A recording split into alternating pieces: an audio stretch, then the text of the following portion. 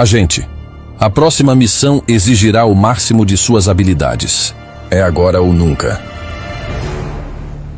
Recebemos informações sobre a cúpula. Os alvos já estão no seu registro. Cada alvo deve ser enfrentado com extrema cautela. A cúpula possui diversos infiltrados e aliados secretos. Tome bastante cuidado. O inimigo está prestes a causar o caos. E só você pode mudar o rumo da história. Prepare-se, agente. Não será nem um pouco fácil, mas contamos com você. Boa sorte, agente. Eu quero falar do Lula. É difícil tentar defender. Nosso presidente hoje disse que o governo teria feito um superávit em 2024, não fosse a tragédia do Rio Grande do Sul. Me deu um enjoo. Como o presidente do nosso país pode tratar a maior tragédia natural, maior tragédia pelo qual o povo gaúcho passou, como sendo o problema para que não atingisse o superávit, ou seja lá o que for, o super whatever, tá? Não importa. Morreram pessoas, a gente tá sentindo até agora. Sabe o que me irrita nisso aqui? Porque dele eu não espero mais nada. Não tenho mais expectativas. O que me choca é que nós, como gaúchos, não nos unamos pelo nosso estado. Porque é um absurdo, gente. Isso é um absurdo. Dizer que nós somos culpados porque não atingiram a tal da meta, sabe-se lá que meta. A gente tinha que ter tido muito mais ajuda e nós não tivemos. Eu espero que esse seja o começo de um processo em que não importa qual é o partido, importa que a gente está na ponta de um país que não olha para nós. Aliás, não olha lá, não, né? Temos que agradecer a muitos brasileiros de todos os estados que foram solidários, que nos auxiliaram, muitos, em uma corrente que a gente sequer acreditava que existisse. Eu acho que esse foi um dos grandes aprendizados que o povo gaúcho teve. Agora, de fato, é um governo que não olha para nós. O presidente Lula dissipou hoje qualquer dúvida sobre como ele pretende seguir tocando a política econômica. Vai ser do jeito que está. O presidente acha que não houve rombo fiscal no ano passado, que a política de gastos públicos espelha a responsabilidade fiscal e que ele não vai prejudicar pobres e humildes fazendo cortes em programas sociais.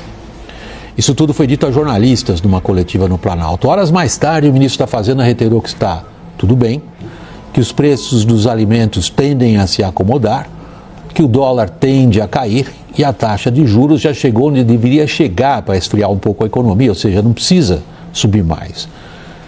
Essas palavras e posturas parecem ser o principal resultado até aqui da primeira coisa que o Lula faz desde a semana passada, quando ele chega para trabalhar no Planalto. A primeira coisa que ele faz é se reunir com seu chefe de propaganda política, que foi seu marqueteiro na última campanha. A visão que o presidente manifesta sobre a economia, essa visão se choca frontalmente com especialistas em contas públicas, para os quais o déficit, a dívida pública crescendo, os gastos sempre subindo mais que a receita, acabarão provocando inflação, retração, juros altos e descrédito. Em parte, em boa parte eu diria, esses fatos estão aí. Ou seja, o que Lula fez até agora em seu terceiro mandato não trouxe os frutos políticos que ele esperava. Será que plantando a mesma coisa vai mudar a colheita? Já era fim de tarde nos Estados Unidos quando Donald Trump anunciou que vai rebatizar o Golfo do México como Golfo da América e disse não excluir ações militares para retomar o Canal do Panamá ou tomar conta da Groenlândia no Atlântico Norte, que pertence à Dinamarca. Por isso, só hoje veio a chuva de reações.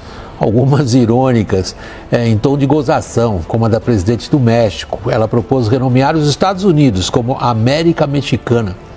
Outras reações foram mais sérias. Por exemplo, a do ministro das Relações Exteriores da França, dizendo que a União Europeia vai defender suas fronteiras, no caso, as fronteiras da Dinamarca na Groenlândia. Mas a pergunta é a seguinte: o que o Trump disse é para ser levado a sério ao pé da letra? Ou é apenas mais um daqueles shows que ele gosta de apresentar praticamente todo dia? É, sim, para ser levado a sério. Não importa se possam parecer pouco realistas as coisas que ele disse, como a proposta de transformar o Canadá no 51º estado americano. Trump está levando para o âmbito da política externa o mesmo tipo de conduta do valentão fortão que anunciou para a política comercial, em especial para a China alvo preferencial da anunciada guerra de tarifas, Trump está sinalizando que os Estados Unidos vão sim projetar poder naval, por exemplo, em todo o hemisfério ocidental e muito além. Na política externa, Trump demonstrou que está querendo adotar o mesmo tipo de conduta doméstica. Esse tipo de conduta já é apelidado nos Estados Unidos como o comando pelo chefão. É conhecido no Brasil como manda quem pode, obedece quem tem juízo.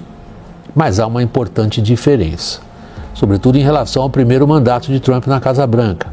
Hoje, ele tem mais poderes, mas, no mundo, aumentou o número e a força dos países dispostos a desafiá-lo. Foram escolhas políticas e não econômicas que Lula fez no mais recente pacote do governo, que acabou sendo entendido não como um pacote fiscal, mas como um pacote eleitoral para 2026. O objetivo do conjunto de medidas detalhadas hoje não é tanto o de reduzir despesas, mas sim deixar espaço para gastos discricionários um pouco mais lá para frente, mais perto das eleições. Outro objetivo evidente desse pacote é agradar com isenção de impostos um nutrido contingente eleitoral, no qual Lula experimenta dificuldades em relação à oposição. Economistas queixam-se de que o governo teria deixado escapar uma boa oportunidade para arrumar num prazo mais longo as finanças públicas.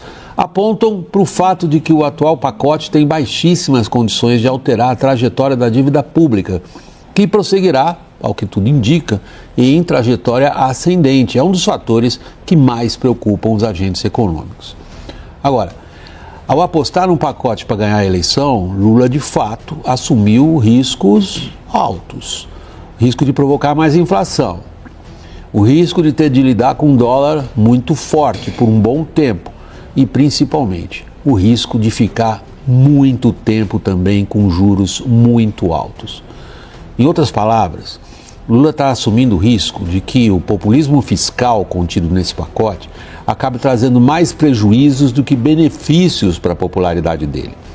É bem possível que a leitura do sucesso econômico, entre aspas, do pacote se faça daqui para frente exclusivamente pelos ponteiros das pesquisas de opinião, que, se indicarem maus resultados para o presidente, vão tornar ainda mais difícil a vida dele com o Congresso e, provavelmente, aumentar a aposta em mais populismo fiscal. Para Lula, do jeito dele de ver o mundo, ganhar nas urnas só se consegue de um jeito, com gasto público.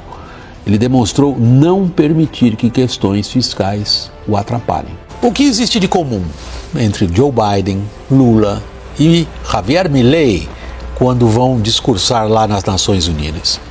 Eles acham que a ONU não serve para grande coisa. Biden diz que o mundo está à beira do abismo sem que a ONU possa fazer grande coisa. Lula diz que a ONU precisa ser reformada, senão não consegue fazer grande coisa. Milei diz que a ONU não serve mesmo para grande coisa, pois está mais preocupado em dizer como os países devem se comportar. De fato, não é novidade alguma que a ONU tenha se transformado hoje num símbolo de impotência. É o caso de se perguntar, na verdade, quando é que a ONU chegou a ser um governo mundial?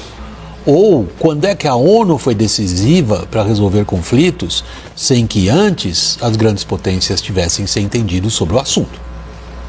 A questão que realmente importa é saber como é que Biden, Lula ou Milei pensam que as coisas possam melhorar. O presidente americano propõe um fortalecimento da Aliança Ocidental, que é capitaneada pelos Estados Unidos, baseada no que ele define como princípios democráticos. Lula acha que exatamente essa aliança ocidental é que impede a ONU de representar melhor,